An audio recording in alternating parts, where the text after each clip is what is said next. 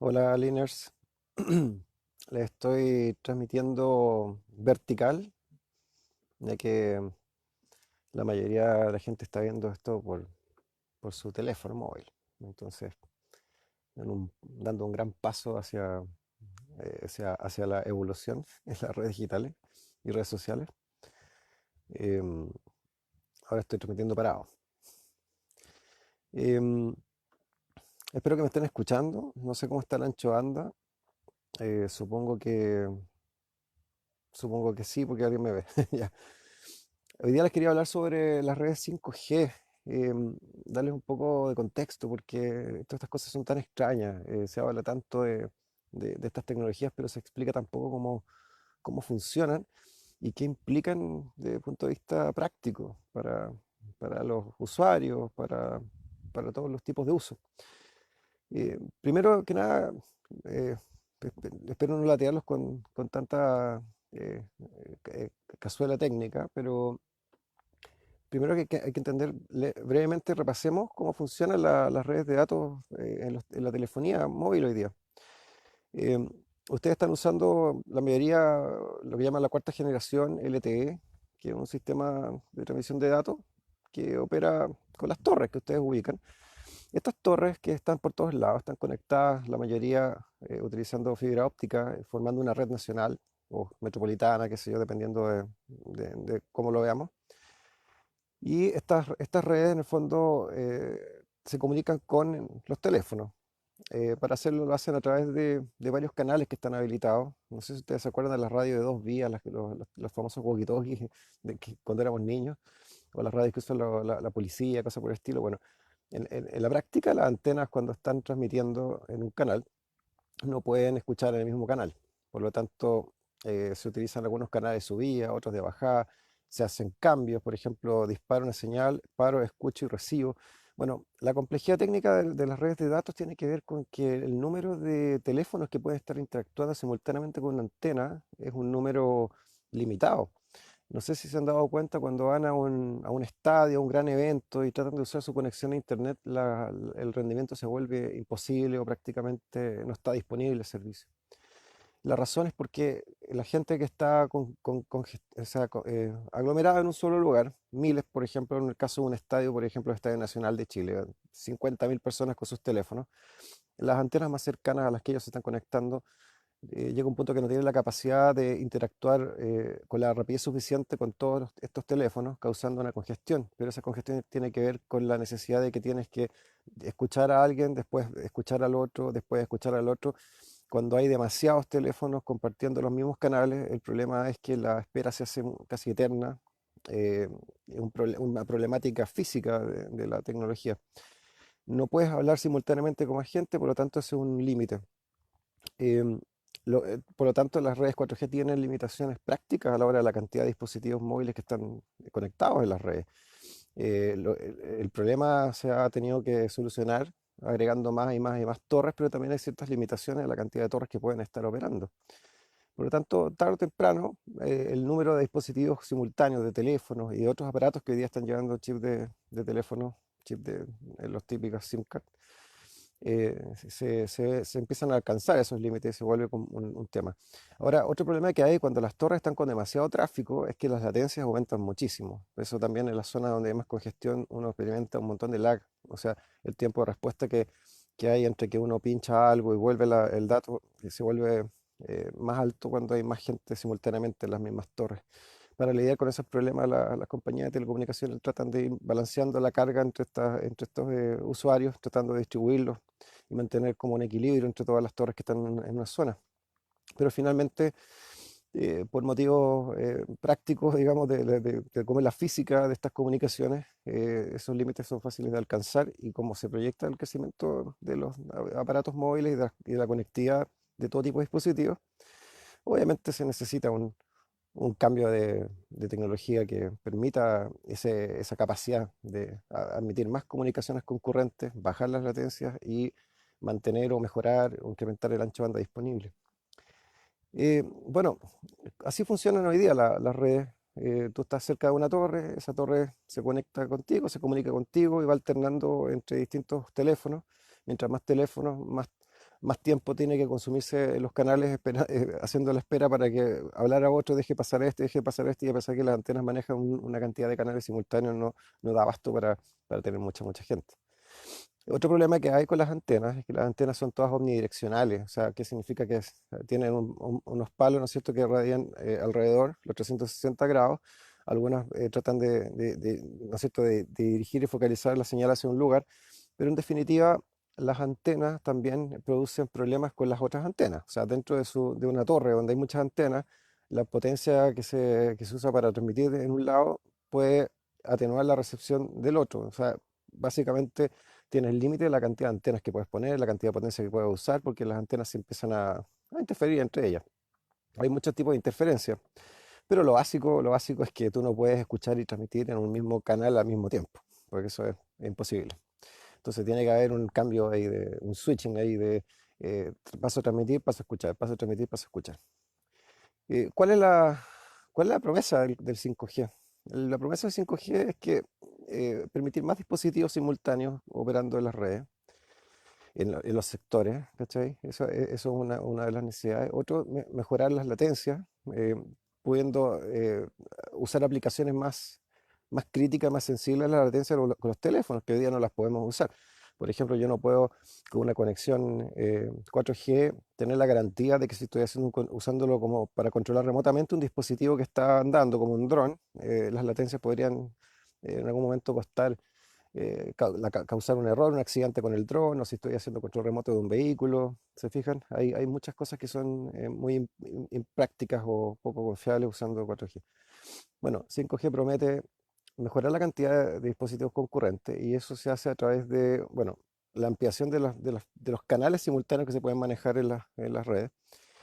Se van a usar frecuencias más altas en las bandas que llaman milímetro, que significa que la onda completa tiene uno, dos, algunos milímetros o menos de un milímetro.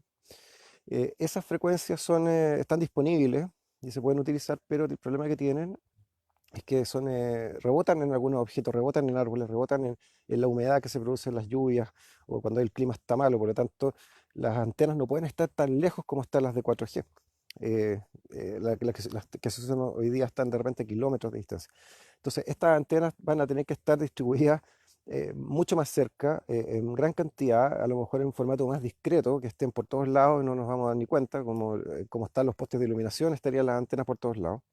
En la práctica tienen que estar dentro de un rango de los 100, 200 metros máximo, si no va a ser muy ineficiente.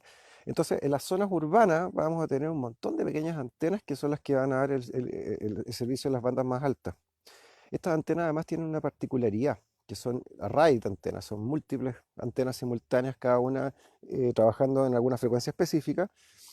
Por ejemplo, poner un conjunto de 100 o 250 pequeñas antenas dentro de un panel, dentro de un poste, lo que significa que el sistema va a estar transmitiendo de repente una señal con una antena específica para un grupo de usuarios, otra señal con otra antena específica para otro grupo de usuarios, generando un fenómeno que va a permitir esta gran densidad de dispositivos. Es como que tuviéramos, si antes teníamos una antena cubriendo un terreno y sirviendo a 50.000 personas, ahora vamos a tener 250 antenas sirviendo a 500 personas. Una cosa por el estilo, a las 500 personas que están alrededor. Lo que va a permitir que haya una gran disponibilidad versus el otro sistema donde tienes un montón de gente colgando de las mismas torres. Estas antenas, la otra ventaja es que van a poder estar dirigidas de una manera determinada, entonces se va a usar la antena que es más apropiada para dispararle al dispositivo que está en el sector. O sea, ¿qué sentido tiene que yo dispare con la antena que está apuntando hacia el otro lado? Voy a disparar con la antena que va a estar apuntando específicamente a la zona donde está el teléfono o el dispositivo móvil. Entonces voy a tener que usar menos potencia, voy a tener que usar eh, voy a tener menos contaminación de las otras señales. O sea, se va a hacer bastante más inteligente la forma en que se comunican. Eh, Ahí tenemos uno de los segundos temas. O sea, tenemos bandas nuevas, tenemos una estrategia para distribuir la señal usando arrays de antenas bastante grandes, es algo que llaman MIMO. Y déjenme ver cuál es la otra particularidad que es súper interesante.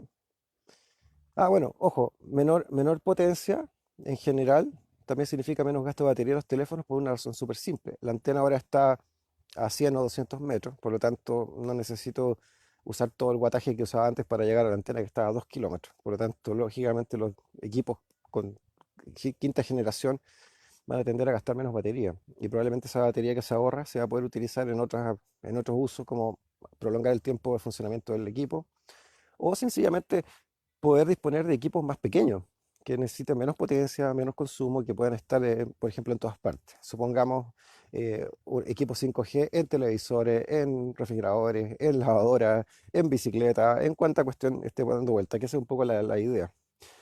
Ahora, con toda esta maravilla, ¿cuáles son las gracias? O sea, uno, si se baja la latencia, yo voy a poder hacer cosas que antes no eran prácticas con el teléfono, como por ejemplo telecomandar cosas usando dispositivos móviles o telecomandar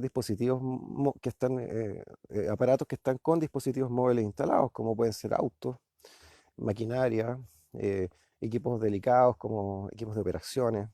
eh, las aplicaciones son infinitas, hasta la latencia suficientemente baja, por ejemplo, para que yo pudiera operar un instrumento musical a distancia usando un enlace de 5G con un par de dispositivos. Podríamos tener quizá eventualmente audio inalámbrico en los escenarios de los shows en vivo, en vez de usar otras tecnologías, usaríamos, por ejemplo, podríamos usar 5G para hacer una comunicación de ese tipo. Em, Hola Will, ¿cómo estás? ¿Cuándo llega a Chile el 5G? Bueno, como ustedes acaban de escuchar, esta tecnología, que es un trabajo en progreso, no está completamente em, rematado cómo se va a implementar, pero hay algunos ejemplos que están funcionando en Estados Unidos particularmente. Vi un caso, me parece que era, no sé si era Chicago. Está la empresa que Verizon, por ejemplo, está tenido ya unos puntos operando, pero la inversión que hay que hacer es bastante grande porque tienes que en el fondo poblar de antenas todo un territorio. Y cuando hablo de poblar antenas, estoy hablando de que de repente en un kilómetro tiene 60 antenas. Entonces, la inversión no es menor. Las inversiones acá se están hablando a niveles de países, están hablando de la escala de los miles de millones de dólares para poder implementar técnicamente esa tecnología. Y obviamente los equipos que soportan 5G hoy día también están soportando la cuarta generación y lo lógico sería que tú andes transitando de una red a otra, en algunos sectores tengas cobertura total y en otros tengas una cobertura parcial o no la tengas y se va a ir el boom de la domótica, exacto, Will. Por ahí va un poco una de las razones por las que les quería comentar esto, porque se abre un abanico con este tipo de redes de un montón de nuevas aplicaciones que antes no eran prácticas o que eran muy costosas para llevarlas a la realidad. Vamos a lo que es más práctico de conocer. ¿Qué rendimientos podríamos esperar con con esta tecnología? ¿De qué estamos hablando? Yo he visto tests de descarga en zonas habilitadas, por ejemplo, donde están alcanzando los 600 a 700 megabits por segundo con un equipo, lo que es bastante razonable, es como casi 6 5 veces más de lo que he visto en las mejores zonas con 4G que me ha tocado en el mundo. 120 megas era lo mejor que me tocó en 4G, me parece que fue en la India, que era una, casi me fue de espalda, porque acá en Chile jamás, jamás he tenido ese tipo de velocidad, ni siquiera con la conexión de fibra en la casa. Eh, bueno, podríamos esperar velocidades de ese tipo, pero podríamos esperar en el fondo comunicaciones que en la práctica van a andar como alrededor de lo que, en la práctica del equivalente a una conexión gigabit por dispositivo, lo cual es brutal, po. O sea, estamos hablando de 10, 20 veces más de lo que se cuenta hoy día. Y en términos de densidad de dispositivos por zona territorial, casi 1000 veces. O sea, 1000 veces más dispositivos. Si antes la torre estaba aguantando 40.000, 50.000 abonados, estamos hablando ya de 4 o 5 millones eh, de dispositivos simultáneos. Entonces, es un gran avance, pero es algo que va a tomar tiempo y que va a requerir un montón de implementación de fierro, o sea, instalaciones en la vía pública, en las calles, los edificios, en todas partes. Pero me interesa mucho, me llama mucho la atención las aplicaciones prácticas que pueden salir de todo esto. Así que vayan imaginándose en qué podrían ustedes utilizar una conectividad conectividad más eficiente, que aguante más dispositivos, con más ancho de banda, con menos consumo de energía, que probablemente va a permitir que hayan eh, dispositivos conectados por todos lados. Em, en un mundo, digamos, que va a estar lleno de aparatos en línea, obviamente ustedes pues se pueden imaginar la cantidad de cosas que se pueden armar. Pero lo que les explicaba recién, una de las actividades que me parece más atractiva, uno de los usos me parece más práctico, es cuando la destreza humana, la destreza de alguien en hacer alguna operación, por ejemplo, un músico, un operador de maquinaria, un médico, se va a poder aplicar a distancia usando dispositivos de este tipo, porque las latencias son bajas y lo van a permitir. Entonces vamos a poder usar, van a haber ciertos trabajos que se van a poder facilitar a través de estas redes, que van a ser muy interesantes de verlo. Eh, como telecomandar equipos, vehículos, maquinaria peligrosa, qué sé yo, todo lo que se puedan imaginar. Eh, pero algo de ese costo se traspasará al usuario. Bueno, siempre que hay una tecnología nueva, o sea, ya lo dije en mi impopular video sobre los medidores de corriente, los medidores, digamos. eh, Generalmente, si no siempre, pagamos todo nosotros. Que la inversión esté amortizada a mucho más plazo, a través de una tarifa, es otro tema, pero siempre terminamos pagando todo. Ahora, los equipos, naturalmente, los equipos nuevos van a ser un poco más caros porque eso es así. Yo estuve investigando hoy día justo para darles esta cháchara. Habían diferencias de precio de entre 300 y $400 adicionales por los equipos que eran capaces de hacer 5G. Y me parece que una de las marcas era Samsung. Y si no me equivoco, la otra era Huawei, parece. No me acuerdo. O Motorola. Parece que Motorola tenía un equipo que tenía la capacidad. Y ahí estaba mostrando las pruebas, bien interesante. O sea, una descarga a 725 megabits en un teléfono. Era como, wow. Yo que, yo que vengo de la época de los modems telefónicos, hemos cambiado mucho en 20 años. ¿Eh? Hemos despegado a capacidades que eran inconcebibles antes. Y bueno, ese es más o menos el tema. Esto va a tomar tiempo. Esto no es algo inmediato, es una transición tecnológica que probablemente va a tomar varios años. Y probablemente va a partir por las ciudades, por razones obvias, porque es más fácil, digamos, justificar las inversiones que se hacen en zonas densamente pobladas, pero yo creo que no hay ningún tipo de uso ni ninguna zona que no se pueda beneficiar de algo como esto, ¿ah? Obviamente, más ancho de banda disponible. La pregunta del millón, y esta es una buena pregunta, es cómo van a reaccionar los proveedores de servicios de Internet ante ofertas móviles que puedan sobrepasar las capacidades que se están manejando en las instalaciones de fibra. Las instalaciones de fibra óptica están manejando generalmente gigabit Ethernet, lo que significa que la mejor de los escenarios en una casa no va a ser mejor que el teléfono que vaya a tener en el bolsillo. Por lo tanto, ahí los ISP yo creo que van a tener que o reestudiar la forma en que van a entregar el servicio o adaptarse de alguna manera más económica, hacer la transición a 10 gigabits o a otros anchos de banda o 25 o 40 como tienen algunas compañías, también es una enorme inversión. Entonces, no sé qué será más viable. Si las compañías que prestan los servicios de los domicilios se vuelvan operadores 5G y básicamente eh, utilicen la misma infraestructura, o si vamos a mantener la proliferación de fibra óptica en los domicilios. No sé qué será más viable a largo plazo económicamente.